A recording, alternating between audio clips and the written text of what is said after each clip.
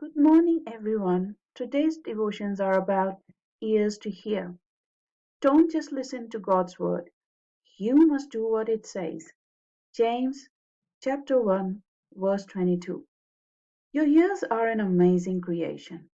They not only allow you to hear, but they also help with balance and, believe it or not, with, with taste, with taste. Your ears never stop working, even when you are sound asleep.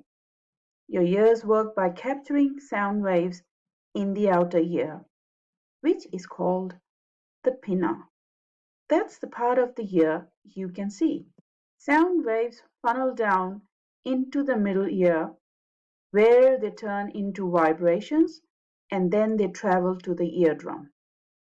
From there, they flow into the cochlea, which is located in the inner ear. Next, the sound waves go to the brain, which puts everything together and tells you what you're hearing. Your hearing is a gift from God, but what you do with what you hear is your gift back to God. Jesus said it this way: Everyone who hears these things I say and obeys them is like a wise man. The wise man built his house on rock. It rained hard and the water rose. The winds blew and hit that house, but the house did not fall because the house was built on the rock. But the person who hears the things I teach and does not obey them is like a foolish man. The foolish man built his house on sand.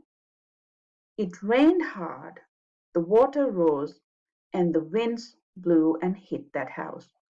And the house fell with a big crash, as in book of Matthew chapter 7 verses 24 to 27. Don't let your life come crashing down like that foolish man's house. Listen to God. How? Through reading His Word, through listening on others.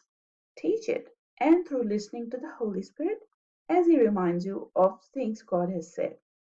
And after you listen to God's Word, do what it says. Let's pray. Lord, help me hear what your Word teaches, and then give me the strength and bravery to do what it says. And here is a fun fact. Three bones make up the ear: the malleus, incus, and stapes. These are known as the hammer, anvil, and stirrup. They are the smallest bones in the body, so small that all three of them could fit on a single pin.